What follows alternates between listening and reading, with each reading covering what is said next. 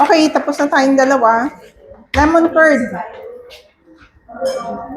So lemon curd, we also have recipe there.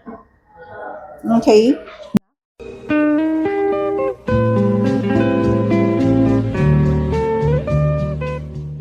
Sino dito first time gagawin ang lemon curd? Donatella. Okay. Once you try it, then you will fall in love with it. Huh? I never knew what Meron lemon curd is. But Careful, in ha? Europe, it's very popular. It's usually nilalagay sa scones, sa pancakes, sa bread. Parang naisip ko tuloy, for the Philippine market, it should replace margarine. Di ba? Mahilig tayo sa star margarine, which is not healthy. This is something very easy to do and very healthy kasi natural siya, di ba? So, ready lang natin ang ating turuan ko kayong mag-press ng lemon na wala kayong kasangkapan. By the way,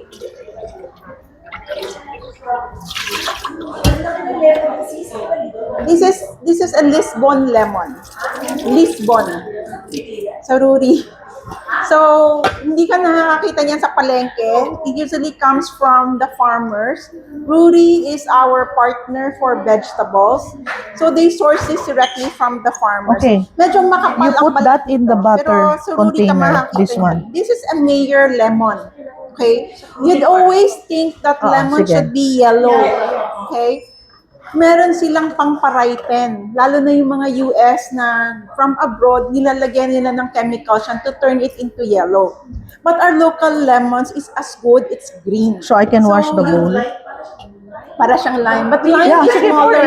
You No, hold it here. Iba ang flavor ng lime. This is really lemon, Yan. but it's local lemon. So let's support the local farmers Sarap by ba? buying Dito their taste, lemon. Kasi minsan napipilitan sila maglagay ng Basta chemical pinalis mo just to yung turn it spoon. yellow because ito Di ba, hindi spread mo na lang, nabebenta.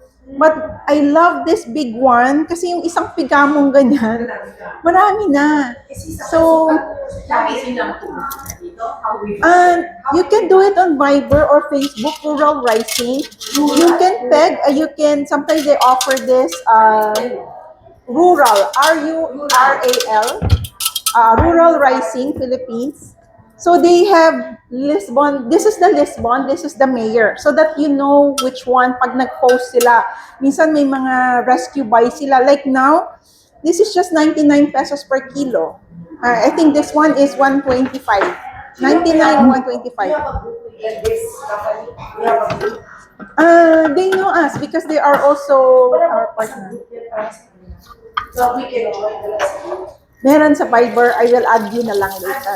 Add ka kaya kung gusto niya. So, nagpo-post sila kung anong available. Pero sa Facebook, yung link ng set, ano nila, like, sometimes they have rescue buy, or you can walk in, dito lang sila sa may 79 Sergeant Esguera. Malayo for you, no? So, if you are in Quezon City, 79 Sergeant Reserve, daanan nyo lang sila. You can buy retail. Like, their veggies are always fresh every day directly from the farmers. So, Sige pa. Sergeant Esguera. So, this one, kung titignan mo, pipiga ako dito, ang bilis siyang pumiga. Very juicy na siya. Okay? Ang hirap mo yung gawin dun sa dilaw kasi ang tigas siya, no? So, ako naman ay minimize, nahuhugasan mo pa yung ganyan na squeezer, di ba? So, with just bare hands, you can already make your lemon. Okay? Mas na suggestion, alam mo yan, after na piniga mo, yung balat, you can dry it. Yes. Dry mo, then you're going to make it a powder. This is my orange peel na dinehydrate ko siya. Hindi ka pa nagagawa, pero mabilis na yan. You can turn it into your lemon pepper spice. Yes. So once you slice them, you dry them, and then you grind them on the Thermomix. Lagyan mo ng pepper or salt. Lemon salt or lemon pepper. Okay? So, ano lang, blend din. Blend mode. Basta dry na siya. Oo, yung dry na, lemon lang. Sige, so game. Ano tayo? One recipe lang tayo. Sugar Kung first. gusto mo kainin. It's my sugar. Sugar? Dito. I usually use brown. Less sweet kasi siya. Okay, but it's your preference. Saka mas madilaw yung kulay ng lemon curd because of the color. Okay.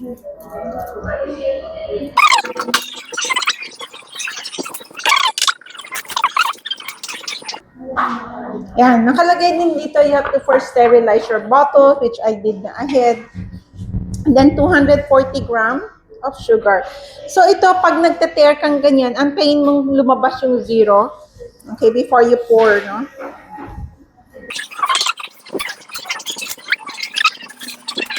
That's 240 gram. Next is 150 gram Hindi, fresh squeezed lemon. So just there.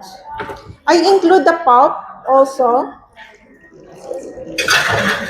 Wag mo lang isasama yung seeds.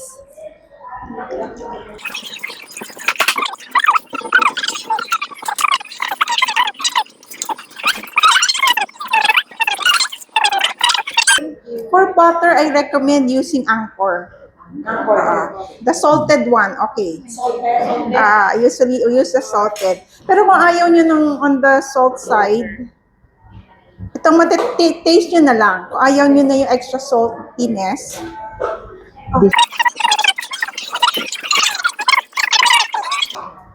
So when you're cracking your eggs, Bigyan ka. better to crack it on a container. Kasi baka minsan pati yung shell nasasama, di ba? 20 lang. Sayang. So, Mas okay ba?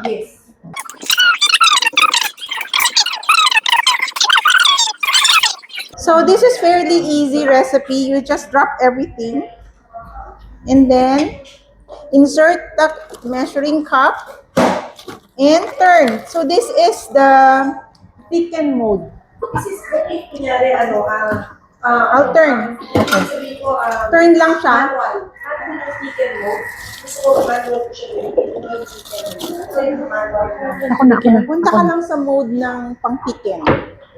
May mode siya ng thicken mode. Like minsan you already made a sauce na gusto mong parang malabnaw. Ilagay mo siya dyan, tapos go to the thicken mode. So it will heat up at 80 degrees. Hindi siya boiling temperature. Kaya pag manual mo ginawa, You have to go, oo, ikot lang talaga siya. You go to the, kunyari, you're not using the chicken. You're not using manually lang. oo, pwede na. Ito lang. Paano yung manual? 80. 80, then 10 seconds. Ay, Steer mode lang yan. This one, you can just do steer mode. This one, siguro mga 10 minutes, 5 minutes, depende. 10 minutes. Siguro at least 10 kasi you need time to heat up eh. So mga, Oh, 10 to 15. So depende what you are trying to thicken. like ito, like this one. This is 10 minutes. So 10 minutes, 10 to 15. Nakikita na mo to, siya. heat na. 10 minutes yung time ng lemon curd. Ang labag. Oo. Tapon na. So as this is being done, yan na yung mga application ng lemon curd. Pwede mo siyang lagay sa bars, cheesecake, no? At smoothies. When I do demo, I usually have basil and lemon curd as a tasting. Di ba minsan pag sa demo may mga gaps, no? As you talk. So I use this as a conversation. Ay, ang sarap nito. What is this? How did you do this? Oh, you can do it also on the Thermomix. So parang it's an added value. Yes. So I would always have that with me. Also minsan if the family hosted a demo, I give them a bottle. Pwedeng ganon. So depende, mura lang naman eh. So lemon curd. So even the kids, there was a time, naku, pinagpiestahan, wala pa yatang 2 minutes, ubos yung isang bote ng lemon curd. Ano sa nilagay? Crackers. So I was bring crackers. So bring crackers just to show to friends or may meeting kayo sa hospital or just instead of palaman, anong ipapalaman nyo dyan? Di ba? Butter, something else. Yeah, get together parties. So I would always have that as a serving. Anyway, you will always choose Na? margarine ba yan? Sticker in the bottles. Peanut butter. Oo, so gawin niyo siyang ilagay niyo lang siya because Yan the yung first thing nauna they na, will ask, yung ano lemon to? curd. Ang sarap. That's always the comment. Because wala tayong lemon curd sa Philippines. So, and then, oh, it tastes so fresh. Oh, ang bilis lang nga yan gawin. Saan mo yung ginawa? Oh, sa Thermomix. Ano yun? So, start talking about Thermomix na. Di ba? So, last last December, I also gifted a friend na she's married to a doctor sa St. Luke's. So, binigyan ko ng basil, parang as a gift. So, when she got interested, She ordered like 13 bottles ng tag 220 ml. Gift niya sa mga doctor friends niya para sa Christmas. So, yun, you can use that as a gift kasi it's healthy and you know what you put into it. How much do you do? 320 pesos yung 220 bottle ko. Ano yan? Friendly price. Siguro dapat ng mga 350. And then she said, you know, I have, una sabi niya, uy, medyo mahal. Sabi ko, but it's different. You try it. But when you tried it, sabi niya, naku, tinapon na niya yung bibili niya. 200 something pesos lang na basil. Wala siyang freshness. Parang leaves. Then, parang dahon lang siya ng grenade. Ito naman nakalagay na kung how many days, no? Yeah. So like, The basil takes, actually, ang ginagawa ko niyan, I will pack them even yung sauce na container. You don't have naman to dapat ibobote. Alam mo yung parang sauce container na gano'n, and I freeze them. So, in small, siguro mga 60, 80 grams lang yan. Tapos, I freeze them. Alam mo, I still have one na October ko ginagawa. Nandun pa sa freezer ko. It can last for like 6 months, a year. So, when basil are in good price, yun, gawa kayo ng several batch. I will make like 14, 15, ganyan. Tapos, my daughter, whenever she go to school, she will, parang baunin niya yan, pagpalaman. kung so nasa restaurant, huwag mo salagay sa restaurant. Oo. Huwag mo ilagay sa restaurant. Paano mo i-store ang sa ref? Ang hazelnut? Ref. Sa ref. Tapos ano siya, pero wag mo siya i-vacuum pack. Kasi tinry ko, next day. The spread. Oh, the spread? Sa ref ba? Ref, pwede. Ref. Pagka matagal mo, if you separate it, the other batch, you put it in the freezer. You just put the date. So pwede freezer yung isang na first. Oo. Ano yung Basil? the spread? Oh, the spread. Hindi ko pa siya na-try ng matagal, pero the longest I've tried, siguro mga 3 weeks Sa ref. sa ref.